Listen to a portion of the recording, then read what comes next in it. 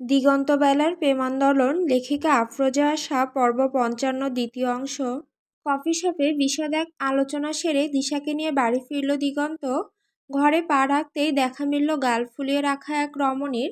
দরজায় হেলান দিয়ে তার করা কাণ্ডকারখানা দেখতে লাগলো। ড্রেসিং টেবিলের সামনে চিরুনি ঘষছিল বেলা। দিগন্ত এসেছে আভাস পেয়ে জোরে শব্দ করে হাতে চিরুনিটা টেবিলের ওপর রাখল। গটগট পায়ে গিয়ে বসল পড়ার টেবিলে। অনবরত খসখস শব্দে বইয়ের পাতা উল্টা লাগলো। এক আঙুল দিয়ে ভ্রু চুলকালো দিগন্ত। বাপের বাড়ি যেতে দেয়নি বলে এত রাগ বেলার। হেঁটে এসে ওর পেছনে দাঁড়িয়ে গলা খাকারি দিল, তাতেও বিশেষ লাভ হলো না। বেলা নিঃশব্দে বইয়ের দিকে চেয়ে আছে। দিগন্ত বলল, গোসল করব, টাওয়ালটা এনে দে। বই পড়ায় মেকি মনোযোগ রেখে তেড়া জবাব দিল বেলা, বাপের বাড়িতে সবাই জমিদার। এরকম করিস না সোনা, খিদে পেয়েছে। মানুষের বাপের বাড়ির ডাইনিং টেবিলে হরেক রকমের খাবার আছে। এত রাগ দেখাচ্ছিস কেন? রাগ তো আর বাপের বাড়ি থেকে কিনে আনতে হয় না, ফ্রিতেই আসে ভেতর থেকে। মনে হয় তোরও খিদের চোটে মাথা খারাপ হয়েছে, দুপুরে খাবার খাসনি। মানুষের বাপের বাড়িতে মানুষকে রেখে খাওয়া যায় না, মুরব্বি দাদি শাশুড়ির মানা আছে। চোখ মুখ কুঁচকে নিল দিগন্ত। লাইনে লাইনে বাপের বাড়ি তুলে আচ্ছা মতো খোঁটা দিচ্ছে মেয়েটা। কি এক বেকায়দায় পড়েছে সে। অভিমানী বেলার উদ্দেশ্যে বলল, যেতেই হবে ও বাড়ি। ছলছল নেত্রে দিগন্তের দিকে তাকালো বেলা। হুট করে এক পরিবেশ ছেড়ে আর এক পরিবেশে মানিয়ে নেওয়া এতটা সহজ নয়। তবুও চেনা মানুষজন বলে অনেকটা মানিয়ে নিয়েছে বেলা। কিন্তু ইদানিং আর মন টিকছে না। দিগন্ত যতটা সময় বাড়িতে থাকে ততক্ষণ ঠিক থাকে, কিন্তু সে বাইরে গেলে ফাফড়ে ওঠে ভেতরটা। ও বাড়ির মানুষগুলোর কথা খুব মনে পড়ে। তখন আর কিছুতে এখানে ভালো লাগে না। অস্বাভাবিক কিছু নয়, নতুন একটা বাড়িতে এসে মানিয়ে নিতে একটু সময় লাগবেই। হোক না সেটা চেনা জানা মানুষ। বেড়ে ওঠা বাড়িঘরের মায়া ছাড়া কি এতই সহজ? বেলা ভেজা গলায় আওড়ালো, মন টিকছে না, আপনি বুঝতে পারছেন না কেন। ফোঁস করে দম ছাড়ে দিগন্ত। বেলার অশ্রুসিক্ত নয়নের দিকে চেয়ে ভার গলায় বলে, বিকেলে দিয়ে আসবো। আমি কয়েকদিন থাকবো। আচ্ছা, বলে চলে যাচ্ছিল দিগন্ত। বেলা ওর হাত ধরে আটকালো, আপনিও থাকবেন? বেলার হাত থেকে হাত ছাড়িয়ে নিল দিগন্ত। ওয়াশরুমের দিকে হাঁটা ধরে গমগমে গলায় বলল, তোর বাপ আমাকে একবারও যেতে বলেছে? মেয়ে নিয়ে অহংকারে বাঁচেন না তিনি। আমারও দিন আসবে, কোনো দিন একদিন আমার মেয়ে সহ আমি দেখিয়ে দিব মেয়ের বাবা কেমন হতে হয়। ভাবুক স্বরে আওড়ালো বেলা, মেয়েই হবে এত শিওর কিভাবে বলছেন? যদি মেয়ে না হয়? দরজার কাছে গিয়ে পা থামল দিগন্তের। বাঁকা চোখে বেলার দিকে চেয়ে বলল, তবে তোর রেহাই নেই। কেন? বাঁকা হেসে ঘাড়ে হাত ডলে দরজা লাগিয়ে দিল দিগন্ত। জবাব দেওয়ার প্রয়োজন বোধ করল না আর। অন্ধকার রজনী, ঘরময় পায়চারি করছে এক রমণী। জীবনটার কেমন এলোমেলো হয়ে গিয়েছে। দুদিন হলো পাটোয়ারি বাড়ি এসেছে বেলা। প্রথম দিনটা হাসি আনন্দে কাটলেও আজ সারাদিন দিগন্তের জন্য ছটফটাচ্ছে। ও বাড়িতে থাকলে এ বাড়ির জন্য মন কাঁদে, এ বাড়িতে থাকলে ও বাড়ির জন্য মন কাঁদে। দোনো মনোবেলা এবার হাত পা মেলে শটান হয়ে শুয়ে পড়ল। মাথা ধরে গেছে ইতিমধ্যে। কিয়ৎকাল পর তেলের বোতল হাতে ছুটল মায়ের ঘরে। ভেতরে পা রাখতেই দেখল সেখানে সিরিয়াল বসেছে। বিছানায় বসে বানির মাথায় তেল দিচ্ছে আমেনা। তার পাশেই রিনা বৃষ্টিকে তেল দিয়ে দিচ্ছে। বিক্ষুব্ধ চিত্রে দু বোনকে দেখল বেলা। পরপরই মিইয়ে গেল। তার মতো বুঝি তার বোনেরাও জামাইয়ের কথা ভেবে মাথা ব্যথা উঠিয়েছে। বানি বলল, দাঁড়িয়ে আছিস কেন, পাশে বস। একটু পরে আসছি বলে বাইরে চলে এলো বেলা। বিরস মুখে পা বাড়ালো বসার ঘরের দিকে। রহমান পাটোয়ারি চেয়ারে বসে খবর দেখছিল টিভিতে। তার কোলের ওপর তেলের বোতলখানা রেখে নিচে পা মুড়িয়ে বসল বেলা। বিরস গলায় আওড়ালো, মাথা ব্যথা করছে। রহমান পাটোয়ারি আর চোখে দেখলেন তার ছোট কন্যাকে। বিয়ের পর থেকে খুব প্রয়োজন ব্যতীত কথা বলেননি বেলার সাথে। দুদিন যাবৎ বেলা আশপাশ ঘুরছে কথা বলার তালে, কিন্তু হাঁ হো ছাড়া খোশ মনে কথা বলেননি। হাতে রাখা রিমোটটা পাশে রেখে তেলের বোতলটা নিলেন তিনি। বলা বাহুল্য, হুটহাট মেয়েদের প্রতি এটুকু আহ্লাদ তার বহু পূর্বের। অভিজ্ঞ হাতে আস্তে ধীরে বেলার মাথায় তেল দিয়ে দিতে দিতে মুখ খুললেন রহমান পাটোয়ারি। পড়াশোনা করতে পারছেন? তার কথা শুনে মূর্ছা যাওয়া বেলার ঠোঁটের কোণে এক চিলতে হাসি ফুটল। নড়ে চড়ে উঠে বলল, হ্যাঁ, ভোরে ডেকে দেয়, 2 ঘন্টা পরে খেয়ে দিয়ে কলেজ যাই, দুপুরে কিছুক্ষণ পরই আর রাতে যতক্ষণ ঘুম না ধরে ততক্ষণ পড়ি। টিউশন টিচার লাগবে না? না, কোথাও আটকে গেলে উনি রাতে বুঝিয়ে দেয়। পারে। হুম। বোরকা কবে থেকে ধরলেন?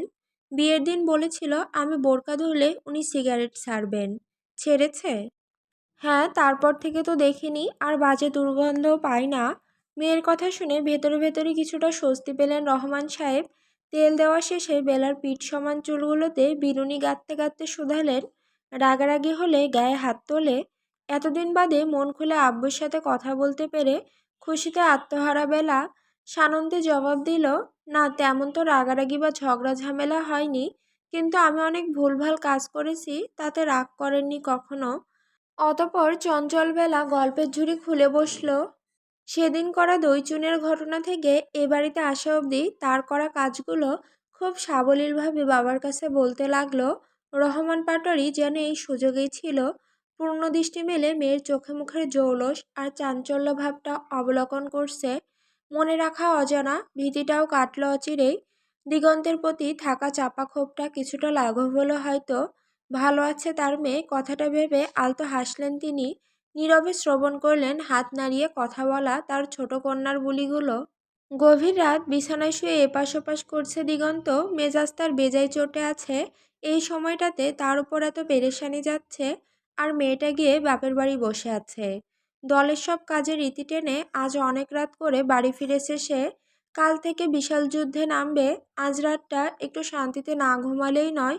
অথচ তার দু চোখের পাতায় ঘুম ধরা দিচ্ছে না। ঘরময় ফাঁকা ফাঁকা আভাসটা কিছুতেই শান্তি দিচ্ছে না। ঝট করে উঠে বসলো দিগন্ত, অন্ধকারে হাত বাড়ালো সাইড টেবিলের দিকে।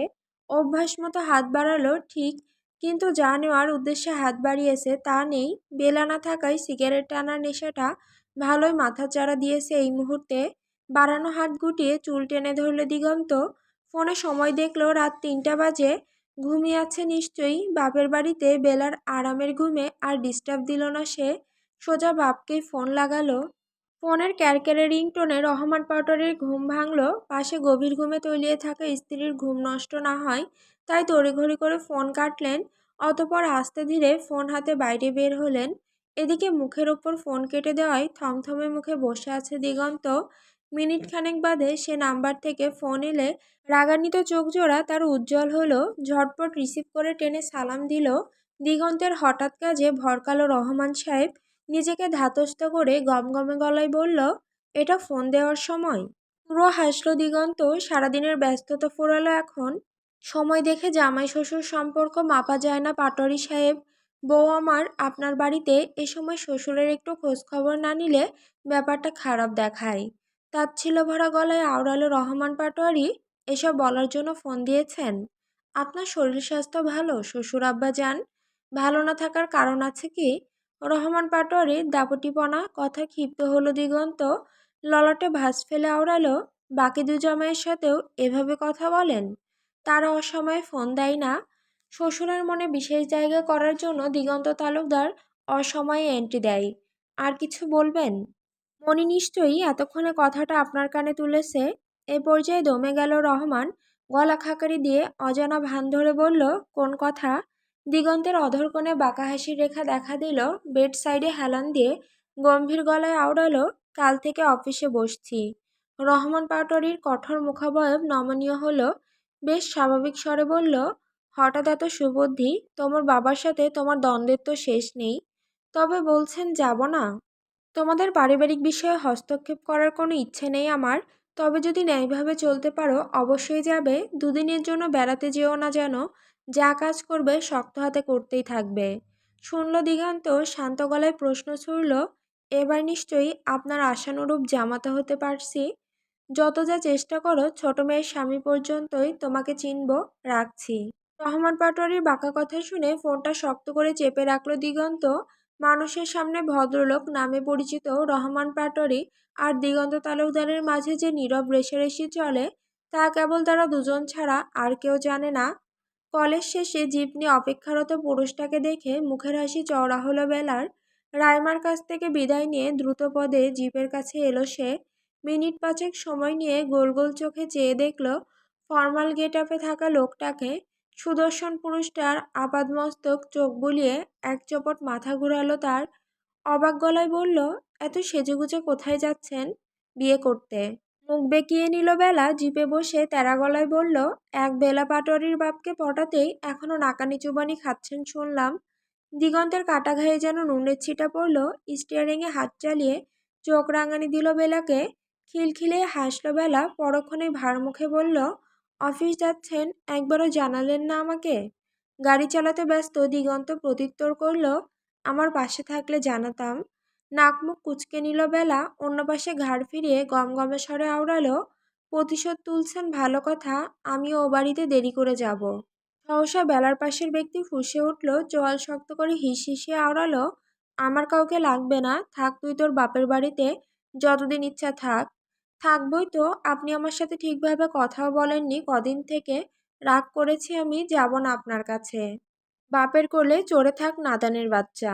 লটকানো মুখে দিগন্তের দিকে তাকালো বেলা, ঠোঁট উল্টে বলল, আপনার কোলে নিতে কি সমস্যা? কোনা চোখে বেলাকে দেখল দিগন্ত, থমথমে কণ্ঠে আওড়ালো, ছোট মেয়ে লোককে দিগন্ত তালুকদার কোলে নেয় না। সহসা নিজের সিট ছেড়ে দিগন্তের গা ঘেঁষে বসল বেলা। হক চাকালো দিগন্ত, গাড়িতে ব্রেক টেনে সরু চোখে বেলাকে দেখল। দিগন্তের সেই চাহনি দেখে বিগলিত হাসল বেলা। পুরুষালী শক্তপোক্ত বাহু দুহাতে পেঁচিয়ে ধরে আমোদিত কণ্ঠে আওড়ালো, সে বেলা তো আমি কবেই বড় হয়েছি, আপনি টের পাননি।